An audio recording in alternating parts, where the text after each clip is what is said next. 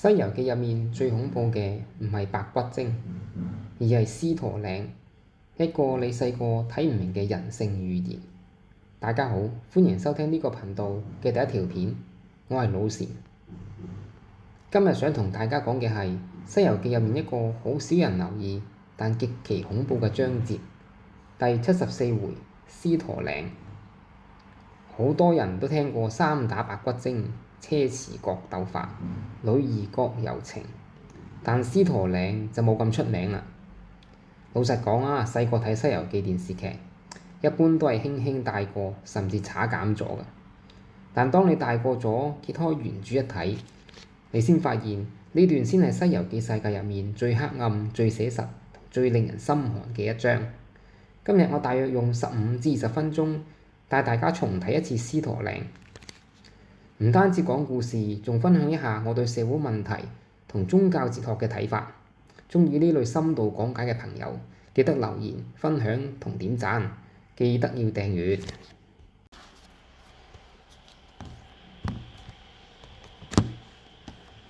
好，我哋開始。獅駝嶺到底有幾恐怖？先講背景。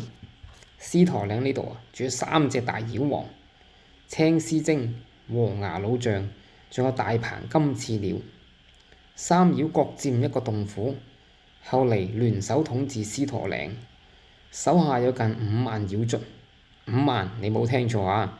太白金星仲特登變成一個老者，同孫悟空講啊：你千祈唔好輕敵啊！嗰度有3個大佬，個個都好抽得㗎。到孫悟空飛到獅駝嶺上空，佢見到咩景象呢？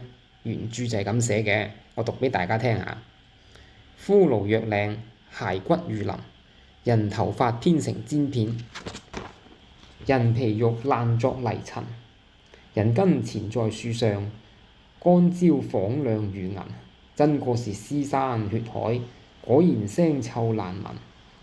你諗下，孫悟空係咩人啊？曾經大鬧天宮，咩大場面未見過？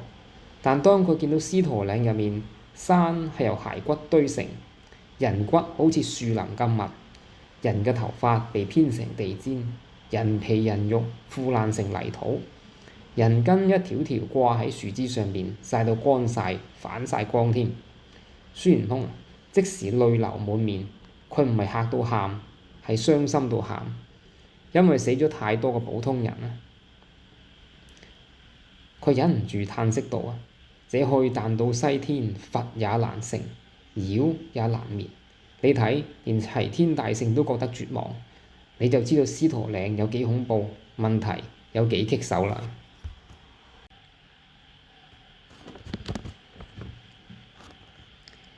講完有幾恐怖，我哋睇下個結局，睇下3隻妖怪有咩下場。孫悟空揾嚟如來佛祖、文殊菩薩、普賢菩薩幫手，最後發現青獅精原來係文殊菩薩嘅坐騎，被文殊菩薩收返；黃牙老象係普賢菩薩嘅坐騎，被普賢菩薩收返。大鵬金翅鳥嘅來頭就更犀利，背景就更深厚啦。原來係如來佛祖嘅舅父。重要嘅係3個妖王冇一個被殺，甚至冇受到咩嚴厲嘅懲罰。尤其係大鵬金翅鳥，佢就曾經做過一件非常可怕嘅事啊，就係將獅駝國一國君臣百姓盡數吃了，然後自己做國王，霸咗成個國家。但因為係如來佛祖嘅親戚啊，最後都只係被如來佛祖夾走。佛祖甚至更表示啊：你喺我身邊可享血食。細個睇到呢一段，覺得有背景有背靠係唔同啲嘅。大個再諗就會覺得呢個故事唔單止係諷刺社會嘅裙帶關係，仲帶出一個更深嘅哲學問題：神佛嘅慈悲係唔係雙重標準？以下係我個人嘅睇法。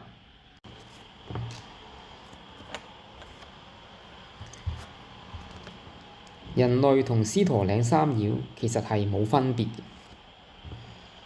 細個睇獅駝嶺，覺得3隻妖怪好恐怖、好邪惡。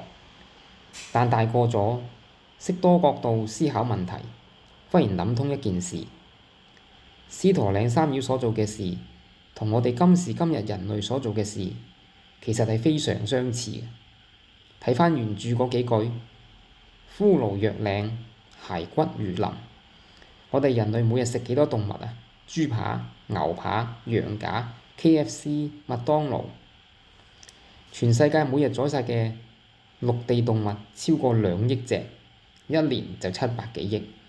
堆起嚟嘅骨頭啊，如果唔處理，分分鐘唔單止形成一座山啊，而係形成一個大陸啊。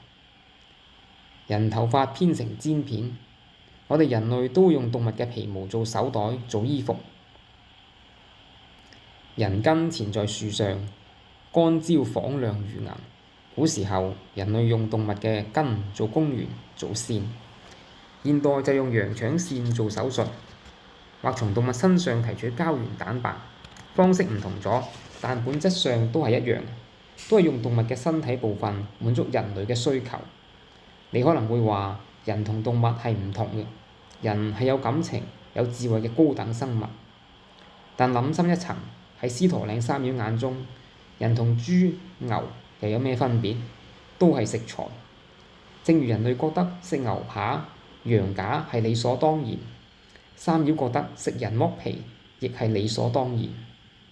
所以我大膽提出一個推論，可能喺好多年之前，司徒嶺三妖就同當時嘅人類結下咗一段惡緣。嗰時嘅人類大量屠殺動物，又或者做咗某啲殘忍嘅行為，導致三妖心生怨恨，後嚟反過嚟以同樣嘅方式對待人類，因果循環，只係我哋唔知前因啫。至於神佛放過三妖，反而體現咗眾生皆平等呢個道理。三妖咁殘忍，點解文殊菩薩、普賢菩薩、如來佛祖只係帶佢哋走，而冇用金剛伏魔圈打到佢哋魂飛魄散呢？以前我覺得係偏私，但現時有一個新嘅睇法。呢種做法正正體現咗眾生皆平等嘅道理。點解？因為神佛菩薩眼中，人類、妖王、豬牛都係眾生。佛家講眾生皆平等，因果不虛。三妖殺人係惡業，人類殺動物亦係惡業。神佛唔殺三妖，亦等同神佛唔殺人類一樣。佢哋係要俾機會三妖修行、懺悔同解脫，因為眾生皆有佛性。當然，你可能會覺得佢哋冇俾孫悟空一棍打死係好唔公平嘅。但係神佛眼中嘅公平係因果，而唔係人類所期待嘅即時斬殺。而喺因果論入面，現時冇事，亦唔代表將來冇事。大鵬鳥將來亦可能要投胎成家禽，還清業債。最後，我想用一句話總結今日嘅內容：剃人頭者，人亦剃其頭。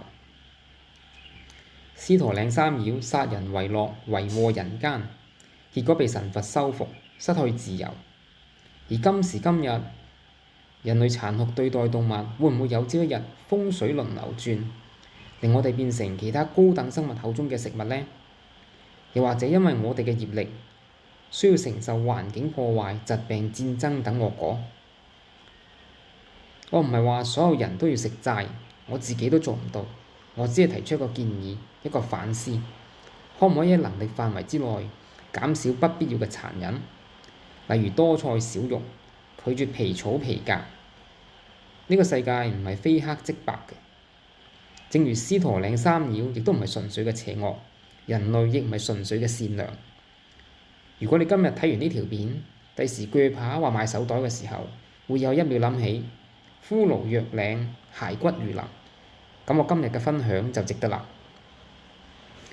如果你鍾意呢種將古典文學同現代生活聯繫嘅解讀，記得留言分享同點讚，仲要撳埋個鐘仔，咁先唔會錯過我之後嘅影片。